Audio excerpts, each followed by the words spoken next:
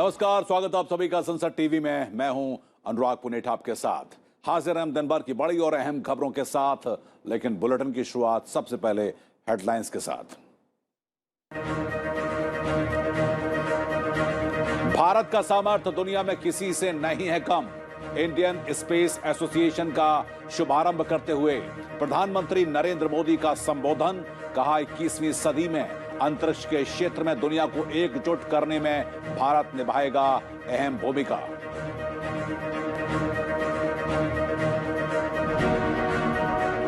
प्रधानमंत्री नरेंद्र मोदी की ब्रिटिश प्रधानमंत्री बोरिस जॉनसन के साथ फोन पर बातचीत। अफगानिस्तान, टीकाकरण, जलवायु सम्मेलन समेत कई मुद्दों पर हुई चर्चा। 2030 रोड मैप पर हुई प्रगति का किया स्वागत। अफगानिस्तान को लेकर कल होने वाली G20 नेताओं के शिखर सम्मेलन में शामिल होंगे प्रधानमंत्री।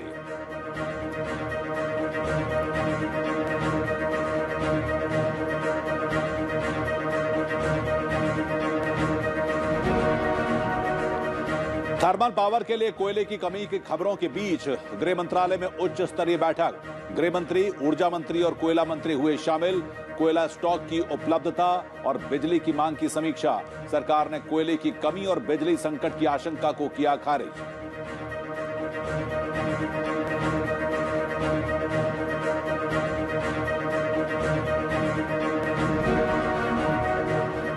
किर्गिस्तान को $20 करोड़ का सस्ता कर्ज मुहैया कराएगा भारत। विदेश मंत्री जयशंकर ने की किर्गिस्तान की विदेश मंत्री से मुलाकात। भारतीय छात्रों की जल्द यात्रा और उदार वीजा व्यवस्था और अफगानिस्तान समेत कई अहम विषयों पर भी चर्चा।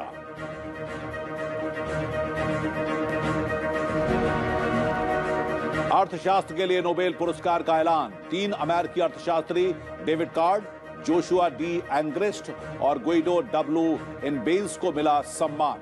लेबर इकोनॉमिक्स के क्षेत्र में डेविड कार्ड के अहम योगदान को मिली नई पहचान।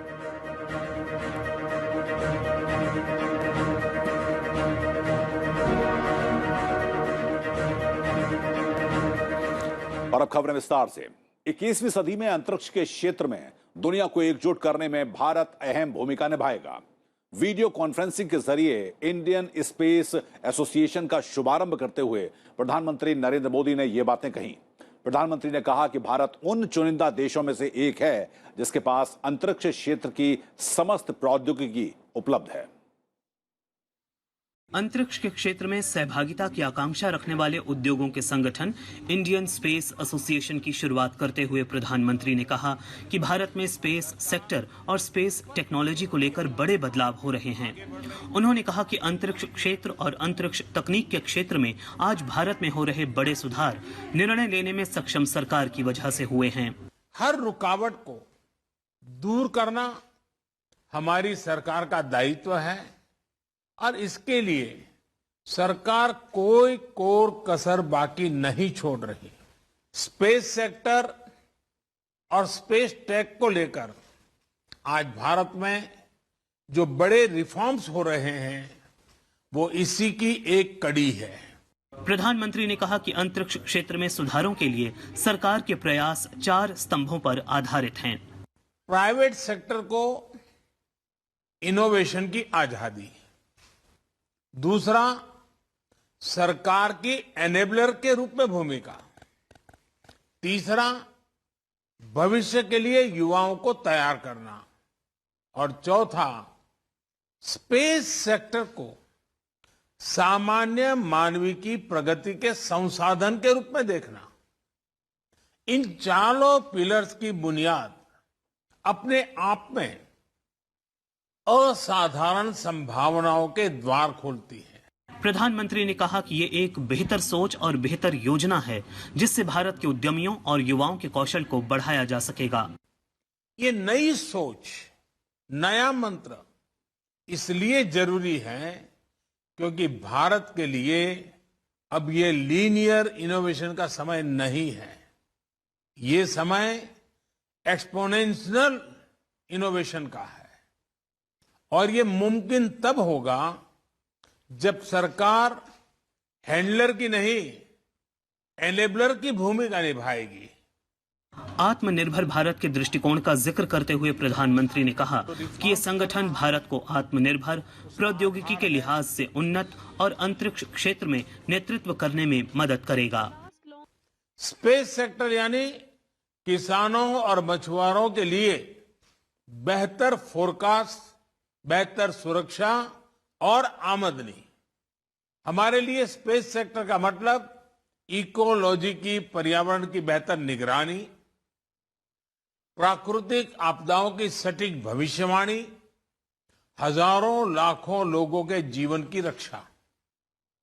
देश के यही लक्ष्य अब इंडियन स्पेस एसोसिएशन के भी साझा लक्ष्य बन गए हैं।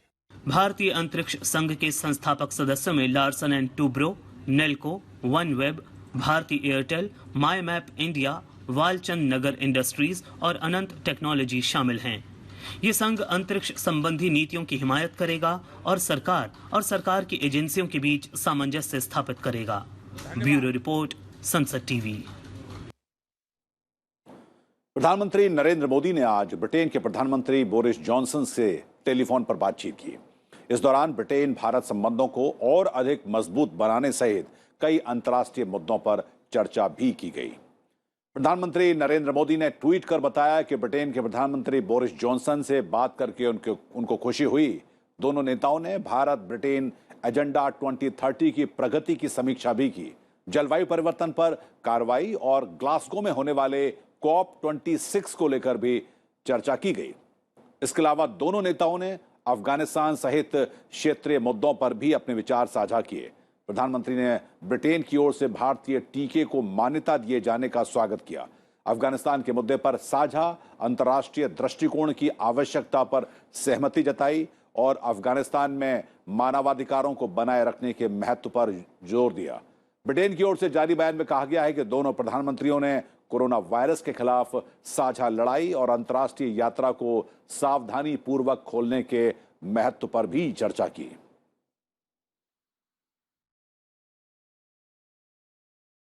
प्रधानमंत्री नरेंद्र मोदी कल अफगानिस्तान को लेकर G20 की एक्स्ट्रा ऑर्डिनरी लीडर्स के शिखर सम्मेलन में भी हिस्सा लेंगे।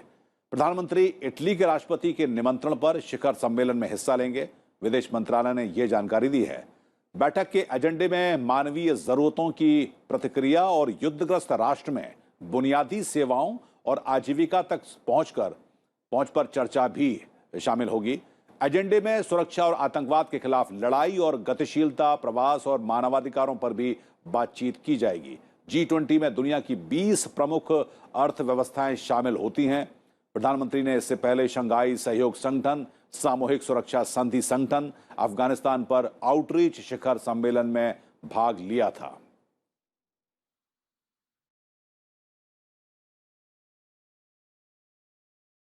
और प्रधानमंत्री मोदी कल वीडियो कॉन्फ्रेंसिंग के जरिए राष्ट्रीय मानवाधिकार आयोग के 28वें स्थापना दिवस कार्यक्रम को भी संबोधित करेंगे। इस मौके पर केंद्रीय गृह मंत्री अमित शाह और मानवाधिकार आयोग के अध्यक्ष भी मौजूद रहेंगे। 12 अक्टूबर 93 को मानवाधिकारों के प्रचार और संरक्षण के लिए आयोग की स्थापना की गई थी। मानवाधिकार के किसी भी उल्लंघन पर यह आयोग स्वतः संज्ञान लेता है और उल्लंघन के मामलों में पीड़ितों को मुआवजे के भुगतान के लिए अधिकारियों को निर्देशित भी करता है।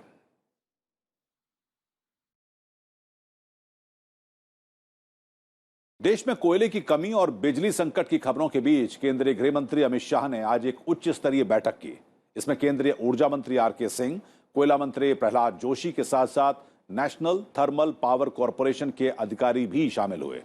गृह मंत्रालय में तकरीबन घंटे भर चली इस उच्च स्तरीय बैठक के दौरान तीनों मंत्रियों ने बिजली संयंत्रों में कोयले की उपलब्धता और मौजूदा बिजली की मांग पर चर्चा की। हालांकि केंद्रीय ऊर्जा मंत्री और कोयला मंत्री पहले ही कोयला स्टॉक की कमी और बिजली सप्लाई में रुकावट की आशंका को खारिज कर चुके हैं। केंद्रीय ऊर्जा मंत्री RK सिंह ने कल ये कहा था कि देश में बिजली को लेकर कोई संकट नहीं है और बिजली उत्पादन के लिए ताप विद्युत संयंत्रों के पास कोयले का पर्याप्त स्टॉक मौजूद है। मूल स्थिति यह है कि आज के दिन में हमारे पास देश भर में 4.5 दिन का स्टॉक है, रिजर्व। हम जितना हमको कंजम्पशन होता है उतना प्रतिदिन हमको आता है रेक से। हमारा प्रतिदिन का कंजम्पशन है 1.75 मिलियन टन्स। वो 1.75 मिलियन टन्स हमको आता है। ये हमारे पास कैपेसिटी है कि जिसको जितने पावर की जरूरत है उतना पावर हम उपलब्ध करावेंगे। हमको बतावे कहाँ कितना पावर चाहिए, हम दे देते हैं। उपराष्ट्रपति एम वेंकैया नायडू ने एम्स के निदेशक डॉक्टर रणदीप गुलेरिया को लाल बहादुर शास्त्री राष्ट्रीय उत्कृष्टता सम्मान से सम्मानित किया है। लाल बहादुर शास्त्री प्रबंधन संस्थान द्वारा प्रदान किए जाने वाले इस पुरस्कार में 5 लाख रुपए की राशि, स्मृति चिन्ह और प्रशस्ति पत्र प्रदान किया जाता है। इस मौके पर उपराष्ट्रपति ने कहा कि देश के पूर्व प्रधानमंत्री लाल बहादुर शास्त्री ने सादा जीवन जीते हुए जय जवान जय किसान का नारा बुलंद किया था और उन्होंने अपनी नीतियों और प्रभावशाली विचारों के जरिए लोगों को प्रभावित किया और साथ ही राष्ट्र का स्वरूप बदलने में लाल बहादुर शास्त्री का अहम योगदान रहा है। श्री लाल बहादुर शास्त्री जी देश के महान मूर्धन्य राजनेता थे। देश के भविष्य के लिए उनकी दृष्टि विस्तृत थी। उन्होंने देश के स्वर्णिम भविष्य के लिए सपना देखा था। मृदुभाषी, स्वभाव से विनम्र, शास्त्री जी का संकल्प उतना ही औरादी था। वे अपने सादगी, विनम्रता, सत्यनिष्ठा के लिए विख्यात थे। और अब भारत और चीन के अड़ियल रवैये के चलते भारत और चीन के बीच में कमांडर स्तर की जो बातचीत हुई वो बेनतीजा रही है। दोनों देशों के बीच में कोर कमांडर स्तर की 13वीं बैठक कल 10 अक्टूबर को Chushul Moldo border meeting point पर हुई थी। बैठक में पूर्वी लद्दाख में LAC के साथ बाकी मुद्दों के समाधान पर दोनों पक्षों ने बातचीत की। बैठक में भारत ने कहा कि LAC पर बनी स्थिति चीन की ओर से यथा स्थिति को बदलने और द्विपक्षीय समझौतों के उल्लंघन के एक तरफा प्रयास की वजह से पैदा हुई है। इसलिए यह जरूरी है कि चीन सभी क्षेत्रों में समुचित कदम उठाए जिससे कि पश्चिमी क्षेत्र में LAC पर शांति बहाल हो सके। इससे द्विपक्षीय संबंधों में प्रगति की भूमिका बनेगी। बैठक के दौरान भारतीय पक्ष ने बाकी क्षेत्रों के विवाद के समाधान के लिए रचनात्मक सुझाव दिए, लेकिन चीनी पक्ष सहमत नहीं हुआ। उनकी ओर से कोई दूरदर्शी प्रस्ताव भी नहीं दिया गया। हालांकि दोनों पक्ष संवाद बनाए रखने और जमीनी स्तर पर स्थायित्व बनाए रखने पर सहमत हो गए हैं। रक्षा मंत्रालय ने उम्मीद जताई है कि चीन द्विपक्षीय संबंधों के पूरे परिप्रेक्ष्य को ध्यान में रखेगा, द्विपक्षीय समझौतों और प्रोटोकॉल का पूरी तरह से पालन करेगा और बाकी मुद्दों के जल्द समाधान की दिशा में भी काम किया जाएगा। और बात कोविड टीकाकरण की। कोविड टीकाकरण अब 100 करोड़ के आंकड़े की ओर बढ़ रहा है। राष्ट्रीय टीकाकरण अभियान के तहत अब तक 95 करोड़ 19 लाख कोविड रोधी टीके लगाए जा चुके हैं। स्वास्थ्य मंत्रालय के मुताबिक कल 46,57,000 से ज्यादा टीके लगाए गए। केंद्र सरकार ने भारत में घरेलू स्तर पर निर्मित रूस की एकल खुराक वाले कोविड-19 रोधी टीके स्पुतनिक के 40 लाख खुराक को निर्यात की अनुमति दे दी है और इस टीके को अभी भारत में आपात इस्तेमाल की मंजूरी नहीं दी गई है। और पिछले 24 घंटों की बात की जाए तो 21,000 से अधिक रोगियों के ठीक होने के साथ ही अब स्वस्थ होने की जो रेट है वो 98% हो चुकी है, जो कि मार्च 2020 के बाद से उच्चतम स्तर पर आई है। और पिछले 24 घंटे में 18,000 नए मरीज भी सामने आए हैं।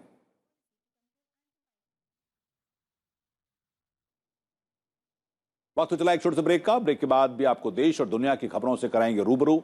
आप बने रहिए हमारे साथ।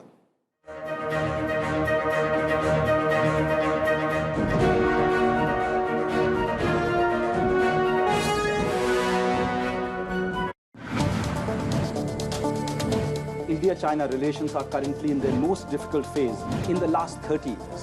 In my view, it is not to the benefit of either country that this continue. But if we need to, in your words, repair this situation, I think the starting point is that the agreements which we have signed, at least we must live up to it. And we must ensure that peace and tranquility in the boundary areas is restored.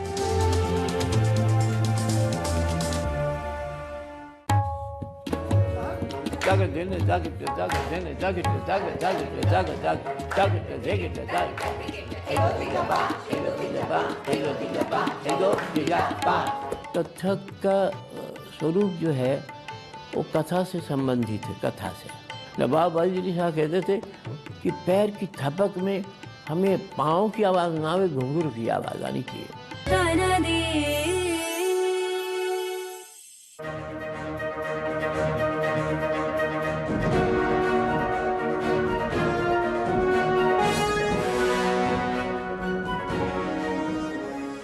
और break के बाद स्वागत है आप सभी का। अब वक्त तो चला है राज्यों से जुड़ी हुई अहम खबरों को जानने का।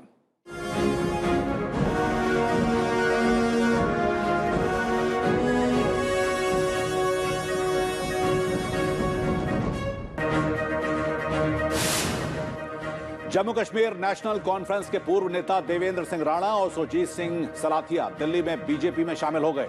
दोनों नेताओं ने कल नेशनल कॉन्फ्रेंस की सदस्यता से इस्तीफा दे दिया था।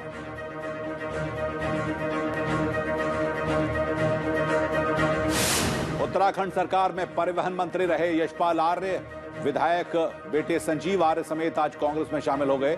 यशपाल आर्य साल 2017 में कांग्रेस से बीजेपी में आए थे, लेकिन उनकी फिर से कांग्रेस वापसी पर पूर्व कांग्रेस अध्यक्ष राहुल गांधी ने खुशी जाहिर की है।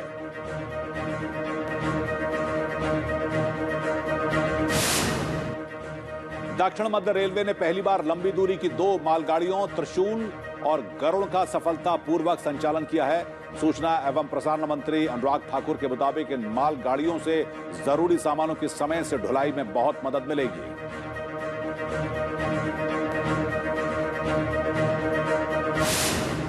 तेलंगाना के राज्यपाल तमिलसाई सुंदरराजन ने सतीश चंद्र को तेलंगाना हाईकोर्ट के मुख्य न्यायाधीश पद की शपथ दिलाई है। इस दौरान राज्य के मुख्यमंत्री के चंद्रशेखर राव भी मौजूद रहे।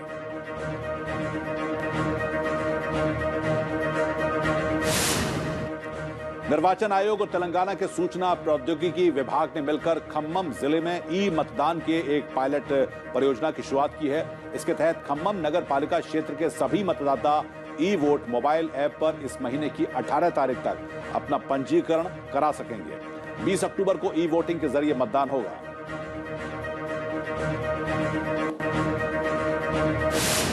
लखीमपुर खीरी में हुई हिंसा की घटना को लेकर आज महाराष्ट्र सरकार ने बंद का आह्वान किया था, जिसका प्रदेश में असर भी देखा गया। महाराष्ट्र में यातायात पर इसका असर पड़ा।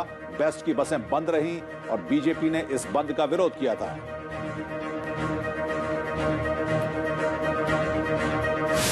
सीबीआई ने महाराष्ट्र के पूर्व गृह मंत्री अनिल देशमुख के नागपुर और मुंबई स्थित परिसरों पर छापेमारी की है। सीबीआई ने देशमुख और कुछ अन्य अज्ञात लोगों के खिलाफ आपराधिक साजिश रचने और भ्रष्टाचार निवारण अधिनियम से संबंधित धाराओं में अनुचित लाभ अर्जित करने का मामला दर्ज किया है। जम्मू कश्मीर के पूंछ जिले में आतंकियों से मुठभेड़ में एक जेसीओ समेत सेना के 5 जवान शहीद हो गए। चमरेर जंगल में आतंकियों के खिलाफ ऑपरेशन के दौरान सभी जवान बुरी तरह घायल हो गए थे। वहीं बांदीपोरा और अनंतनाग में भी सुरक्षा बलों ने मुठभेड़ के दौरान एक आतंकी को ढेर कर दिया।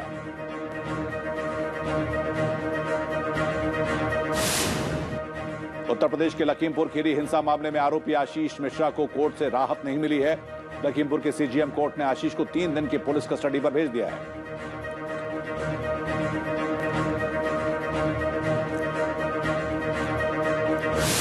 उत्तर प्रदेश के गोरखपुर में कानपुर के कारोबारी मनीष गुप्ता की हत्या के मामले में पुलिस ने 2 आरोपी पुलिसकर्मियों को गिरफ्तार किया है। दोनों पुलिसकर्मियों को कानपुर एसआईटी के हवाले कर दिया गया है। इस पूरे मामले में गोरखपुर के 6 पुलिसकर्मियों को आरोपी बनाया गया है।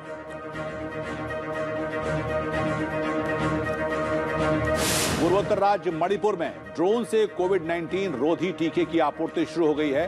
हाल ही में केंद्रीय स्वास्थ्य मंत्री मनसुख मांडविया ने drone response and outreach in north east पहल की शुरुआत की थी।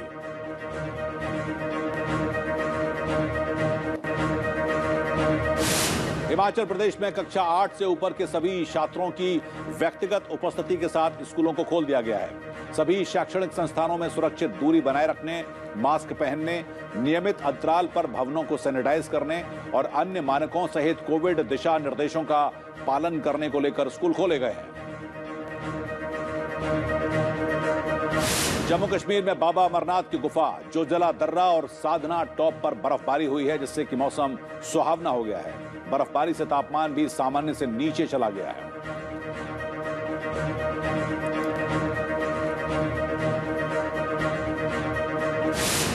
नवरात्र के मौके पर देश भर के मंदिरों में श्रद्धालुओं का तांता लगा हुआ है। दिल्ली के झंडेवालान और कालकाजी मंदिर में भी भारी भीड़ देखी जा रही है। इन सभी मंदिरों में कोविड दिशा निर्देशों का पालन भी किया जा रहा है।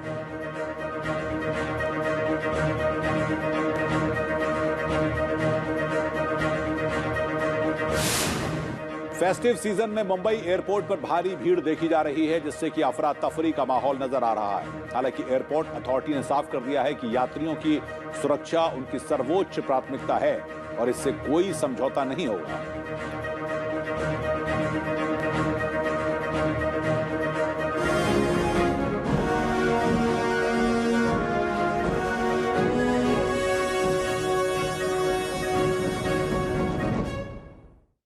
भारत किर्गिज गणराज्य को विभिन्न विकास परियोजनाओं के लिए सस्ते दर पर 20 करोड़ अमेरिकी डॉलर का कर्ज मुहैया कराएगा।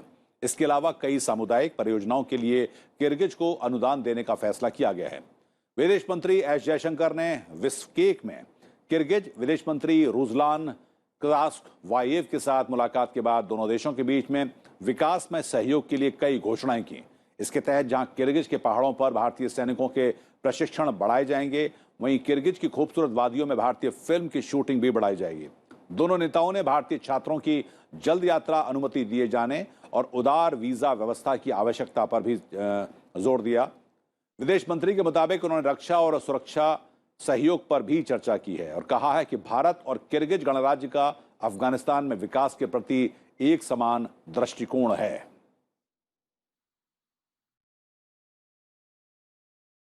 तीन अमेरिकी अर्थशास्त्रियों को प्राकृतिक प्रयोगों से निष्कर्ष निकालने पर काम करने के लिए अर्थशास्त्र का 2021 के नोबेल पुरस्कार से उनको सम्मानित किया गया है। नोबेल पुरस्कार से सम्मानित होने वाले अर्थशास्त्रियों में बर्कले स्थित कैलिफोर्निया विश्वविद्यालय के David card, Massachusetts institute of technology के जोशुआ डी एंग्रिस्ट और स्टैनफोर्ड यूनिवर्सिटी के गुइडो इम्बेंस भी शामिल हैं। तीनों अर्थशास्त्रियों ने आर्थिक विज्ञान में अनुभवजन्य कार्य को पूरी तरह से बदल दिया है।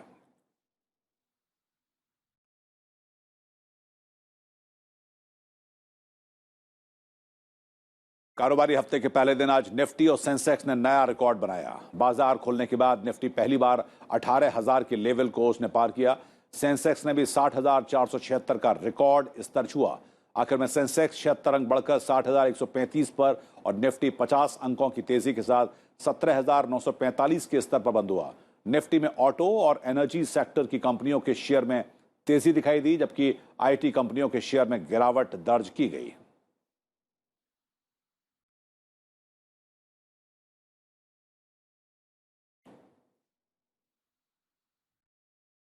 शिक्षा, स्वास्थ्य और ग्रामीण स्वावलंबन के क्षेत्र में अनुकरणीय योगदान के देने वाले प्रसिद्ध समाज सेवी और भारत रत्न नानाजी देशमुख की जयंती पर देश उनको नमन कर रहा है।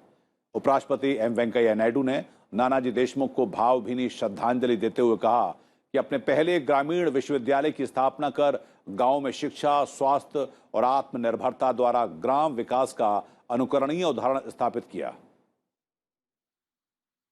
प्रधानमंत्री नरेंद्र मोदी ने नानाजी देशमुख को श्रद्धांजलि देते हुए कहा कि ग्रामीण विकास के लिए उनका जीवन हमें आज भी प्रेरणा देता है। देश के दो महान सपूतों भारत रत्न श्री जयप्रकाश नारायण जी और भारत रत्न श्री नानाजी देशमुख की जन्म जयंती भी है।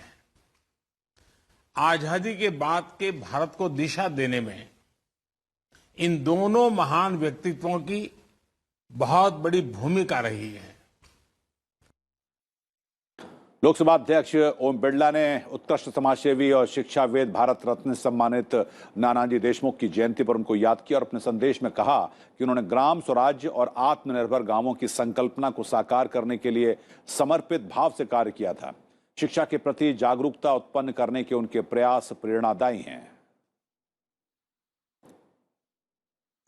और भारत रत्न लोकनायक जयप्रकाश नारायण को भी उनकी जयंती पर देश उनको याद कर रहा है। उपराष्ट्रपति वेंकैया नायडू ने लोकनायक जयप्रकाश नारायण को श्रद्धांजलि देते हुए कहा कि संपूर्ण क्रांति के प्रणेता ने भ्रष्टाचार को लोकतंत्र के लिए खतरा मानते हुए उसके निवारण और लोकतंत्र को मजबूत करने के लिए युवाओं के आंदोलन का नेतृत्व किया था। लोकनायक जयप्रकाश नारायण की जयंती पर प्रधानमंत्री नरेंद्र मोदी ने भी श्रद्धांजलि देते हुए कहा कि वो एक अतुलनीय हस्ती थे जिन्होंने भारत के इतिहास में एक अमिट छाप छोड़ी और हमें उनके आदर्शों से बहुत प्रेरणा मिलती है। लोकसभा अध्यक्ष ओम बिरला ने लोकनायक जयप्रकाश नारायण को श्रद्धांजलि देते हुए कहा कि समतामूलक लोक कल्याणकारी राज्य की स्थापना को समर्पित उनका जीवन और विचार आज भी प्रेरणा देते हैं।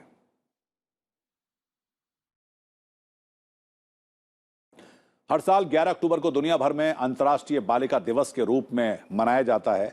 इस दिवस को मनाने का उद्देश्य समाज में बालिकाओं को उनके अधिकारों के प्रति सजग बनाना है और किसी भी तरह के भेदभाव के खिलाफ आवाज उठाने के लिए उनको जागरूक करना है। केंद्र सरकार ने बालिकाओं को सशक्त बनाने के लिए कई योजनाओं को लागू किया है। अंतर्राष्ट्रीय बालिका दिवस के अवसर पर उपराष्ट्रपति वेंकैया नायडू ने समाज की बेटियों में डिजिटल साक्षरता का प्रसार करने का आग्रह किया और कहा कि महामारी के दौरान ऑनलाइन शिक्षा के लिए कन्याओं में डिजिटल साक्षरता जरूरी है। इस मौके पर प्रधानमंत्री नरेंद्र मोदी ने कहा कि केंद्र सरकार ने कई प्रयास किए हैं जो कि बालिकाओं के सशक्तिकरण से जुड़े हुए हैं। आज 11 अक्टूबर को international day of the girl child भी होता है।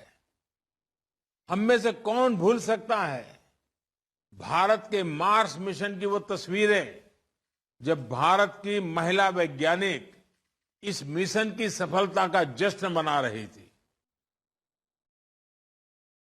लेकिन चलते चलते आपको छोड़ जाते हैं अयोध्या में चल रही रामलीला के दृश्यों के साथ।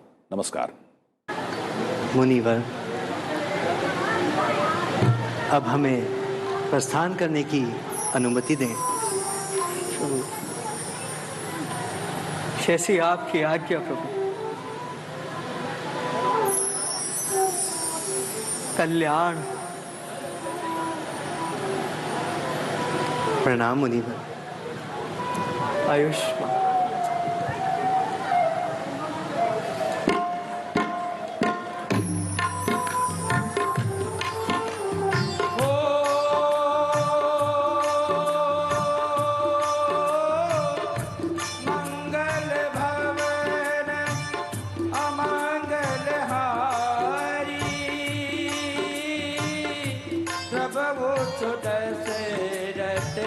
अजीर बिहार।